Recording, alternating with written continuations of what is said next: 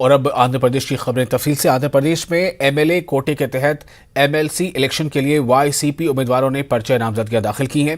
नामजदगियां दाखिल करने से पहले वाईसीपी उम्मीदवारों ने कैंप ऑफिस में वजीर आला वाईएस जगनमोहन रेड्डी से मुलाकात की। पार्टी सदर जगनमोहन रेड्डी ने गोविंद रेड्डी, पी विक्रांत और इसहाक बादशाह को बी फॉर्म हवाले किया। इस मौके पर नायब वजीर आला डी कृष्णा प्रसाद और दीगर मौजूद थे। आंध्र प्रदेश में मुख्तलिफ वजूहात के बिना पर तातुल का शिकार एमपीटीसी और जेडपीटीसी के लिए पोलिंग हुई। रियासत भर में 10 जेडपीटीसी और 123 एमपीटी सीटों के लिए पोलिंग हुई है। इलेक्शन कमीशन ने 954 पोलिंग स्टेशन कायम किए थे। जेडपीटीसी के लिए 40 उम्मीदवार और एमपीटीसी के लिए 328 उम्मीदवार मैदान में हैं। 8,07,640 राय दहिंदों के लिए इलेक्शन कमीशन ने इंतजाम किए थे। वोटों की गिनती 18 नवंबर को होगी।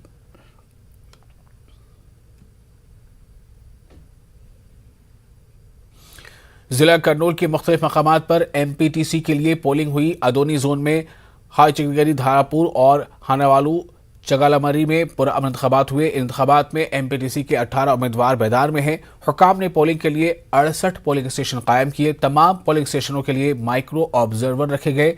वोटर्स ने कोविड कवानीन के मुताबिक वोटिंग में हिस्सा लिया। सिक्योरिटी के कड़े बंदोबस्त किए गए। जिला कलेक्टर ने पोलिंग स्टेशन पहुंचकर जायजा लिया।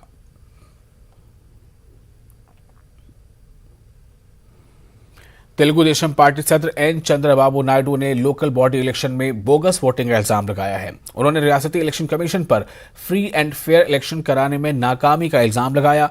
नायडू ने इल्जाम लगाया कि वाईसीपी बोगस वोटिंग करा के नौजवानों का मुस्तकबिल तारीख कर रही है। उन्होंने जमहूरियत को बचाने के लिए अवाम को आगे आने की अपील की। उन्होंने कहा कि वाईसीपी सियासी जमात कहलाने के काबिल नहीं है। We are feeling very bad about the elections. It is only 12 municipalities, one corporation, one panchayat, Nagar Panchayat. Their elections are conducting. The way the YSR Congress party is behaving, very bad, undemocratic, unethical. They are bringing voters from outside, all bogus voters, that to youngsters. They are spoiling their future. They are bribing people. Ultimately, police also didn't take action. Continuously, we are requesting police. Finally, Telugu Desam and people are protecting booths and fighting against establishment to conduct free and fair elections. Even Election Commission, for the last several days, we are giving so many representations. Not even one problem they are able to sort it out.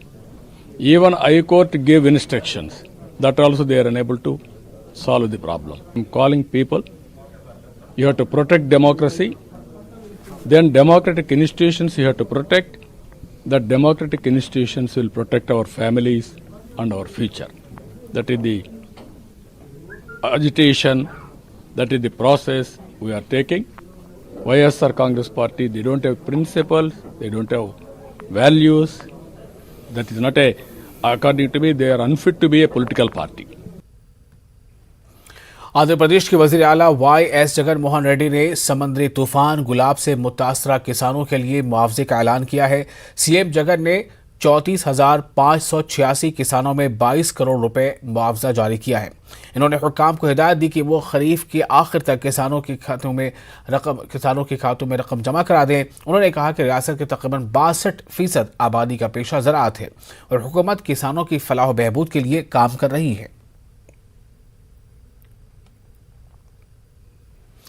Andhra Pradesh के वजीर BC व welfare Venugopal Rao ने कहा है कि हालिया बारिश से मुतासर इलाकों का दौरा उन्होंने किया और उन्होंने कहा कि महकमा ज़राअत के हुकाम के साथ रामचंद्रपुरम का उन्होंने दौरा करते हुए कहा है कि मुतासरीन से मुलाकात की और कहा कि हुकूमत हालिया बारिश से मुतासर किसानों के साथ इंसाफ करेगी।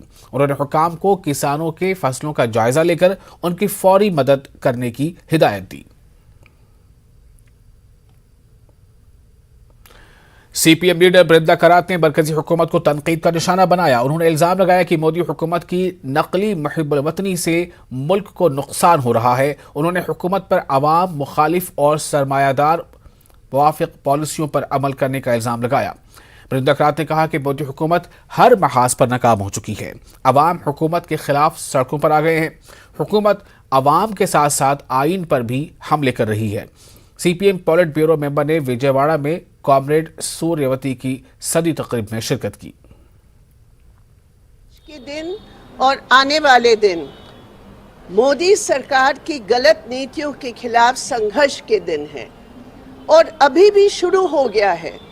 सभी जगह आप देख रहे हैं लोग मोदी सरकार के खिलाफ सड़कों पर आ रहे हैं और इसलिए मोदी सरकार यूएपीए यूज कर रही है, सेडिशन केसेस यूज कर रहे हैं। जब सरकार दूर जाती है जनता से, जब सरकार दिवालिया नीतियों के आधार पर प्रो कॉर्पोरेट की नीतियां चलाती है, तो उसके साथ साथ जनवाद पर भी हमला होता है, संविधान पर भी हमला होता है।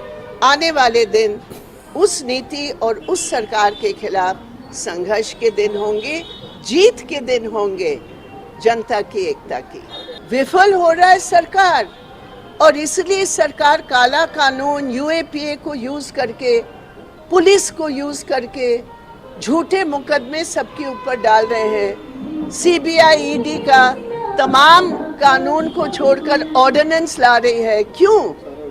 क्योंकि उनके हाथ में जनता का समर्थन नहीं, धन का समर्थन है, कानून का समर्थन नहीं, लेकिन काले कानून का दुरुपयोग करके वो इस्तेमाल कर रहे हैं। आज जीएसटी के नाम पर पेट्रोल, डीजल और गैस टैक्स बढ़ाकर स्टेट्स का हिस्सा को समाप्त कर लिया है।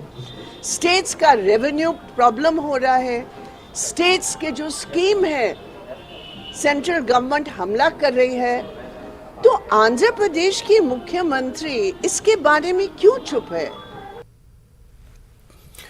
आंध्र प्रदेश हुकूमत की जानिब से इमदादी तालीमी इदारों को बहाल करने की मांग करते हुए तलबा तंजीमों के नुमाइंदों ने एहतजाज किया। एहतजाजी तलबा ने जिला कलेक्ट्रेट पर धरना दिया और कलेक्टर से नुमाइंदगी करने की कोशिश की। पुलिस ने एहतजाजी तलबा को हिरासत पर लेकर कौडरपेट पुलिस स्टेशन मुंतकिल कर दिया है। एहतजाजियों ने हुकूमत से GO 42, 50 और 51 को मनसूख करने की मांग की और तलबा के मुस्तकबिल को बचाने की अपील की। हुकूमत के फैसले को वापस लेने का भी मुतालबा किया गया।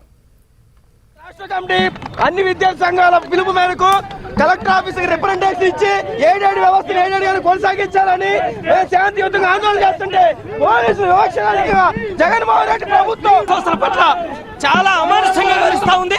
దీన్ని మేము తీవ్రంగా ఖండిస్తా ఉన్నాం. ఎందుకంటే ఏడేడు ఆస్తుల ఆక్రమణ కోసం జగన్ తీవ్రంగా ప్రయత్నిస్తా ఉన్నాడు. ఇది సరైనది కాదు. విద్యార్థుల జీవితాలతో ప్రభుత్వంగా జీవో నంబర్ 52ని రద్దు చేయాలని రాష్ట్ర ప్రభుత్వాన్ని కోరుతున్నాం. 2 లక్షల మంది విద్యార్థులు ఈ రోజు 7 విద్యా సంస్థల్లో చదువుతున్నారు. అలాంటి విద్యార్థుల్ని कर्नूल में तलबा तंजीम की जानिब से एहतजाज किया गया। एहतजाजियों ने AP को खुसूसी रियासत दर्जा देने और इलाका रायलसीमा को जुडिशियल कैपिटल का ऐलान करने का मुतालबा किया है। तलबा ने BJP दफ्तर का घेराव करने की कोशिश की। पुलिस ने तलबा को रोक लिया और दूसरे मकाम पर मुंतकिल होने की तरगीब दी।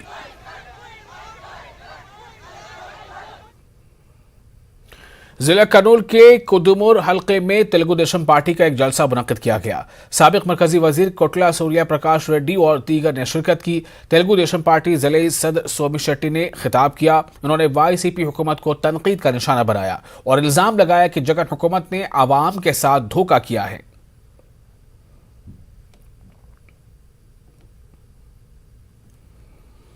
मरकजी वजीर दाखिला अमित शाह ने तिरुपति में पार्टी लीडरों के साथ इजलास मुनक्किद किया। इजलास में आंध्र प्रदेश BJP यूनिट के सदर, अवामी नुमाइंदे और दीगर शरीक रहे।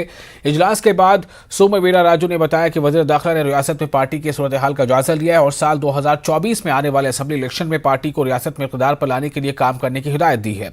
उन्होंने कहा कि रियासत में मुखालिफ हुकूमत लहर चल रही है। मरकजी हुकूमत AP की तरक्की में ताउन कर रही है। आंध्र प्रदेश ప్రభుత్వానికి వ్యతిరేక వాతావరణం, ప్రజా వ్యతిరేక వాతావరణం ఉన్న పరిస్థితుల్లో భారతీయ జనతా పార్టీని అనేక కొత్త వారిని పార్టీలో చేర్చుకుని పార్టీని 24లో ఆంధ్రప్రదేశ్లో అధికారం వచ్చే దిశగా